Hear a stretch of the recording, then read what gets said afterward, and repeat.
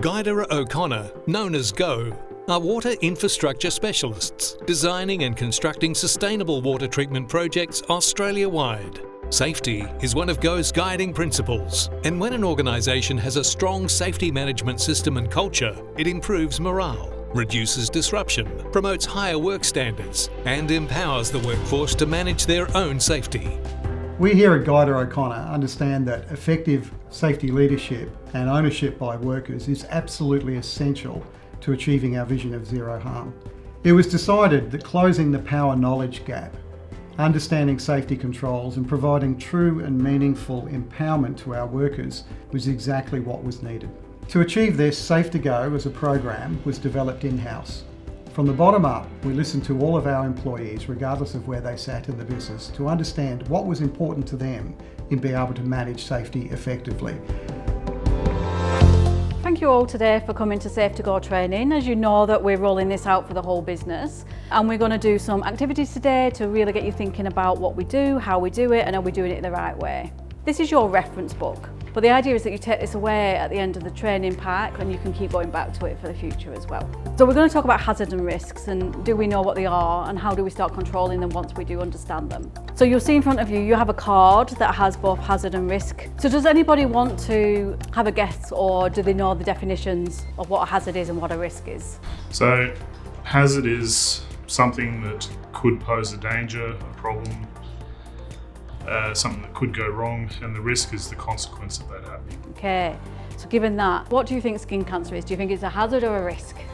It is a risk. Bullying and harassment, do we think that is a hazard or a risk? I was a bit confused about that, like whether you should consider it as a hazard or a risk. So essentially it's driven by more like a company, like culture, how you see to things, and there are certain standards that you need to abide to. Okay, so we're going to put this to practice now. If we can look at what the work site looks like, can we identify the hazards and the risks? Remembering the hierarchy of control, how would you control the risks on that site? Can you just highlight something? Can you let me know what you saw and what we did about it? Gone with general, we've put a couple of generals in there. So PPE, like generally there's not a lot of PPE. We had a bit of fun and took a bit of a smaller picture look at it, and we got a lot of really fun individual hazards. There's absolutely no sign of safety sign, any boards over there. So it would be good there is some sort of signs everywhere where there is a hazard can be expected. So we've spoken a lot about our actual physical risks on site, but obviously not all risks are physical. We actually have quite a few psychosocial risks and mental health issues potentially. So things like work demands, and work demands can work both ways. So too much work can be stressful, but too little work can be as well. So this is a new area of safety that's come into companies, and for me these are the soft, very difficult items to quantify, and also what maybe poor organisational justice or work demands to some people will be acceptable to others. Part of today's training, we'll look at where we think we are as a business. We've got the same words written on the back on the board. We're going to ask you to go and put a post-it note where you think you are, where you think your team sits, and where you think Guidera O'Connor sits as a business.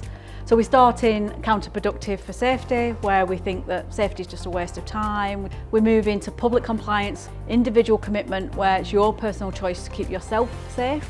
Cooperative, where you're looking after yourself and your teammates and everybody else.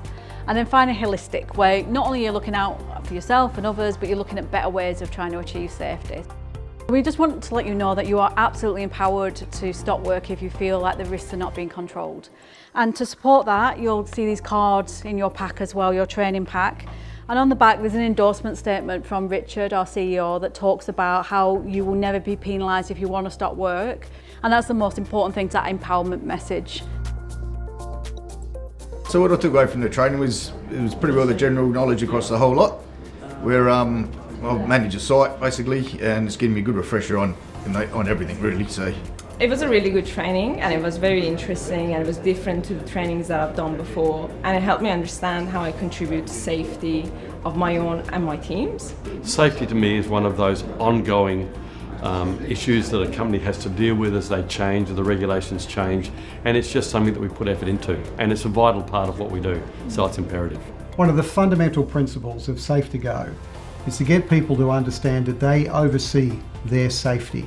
At Guidera O'Connor, we continue to empower our people to take control of their work sites to achieve the safest possible outcomes.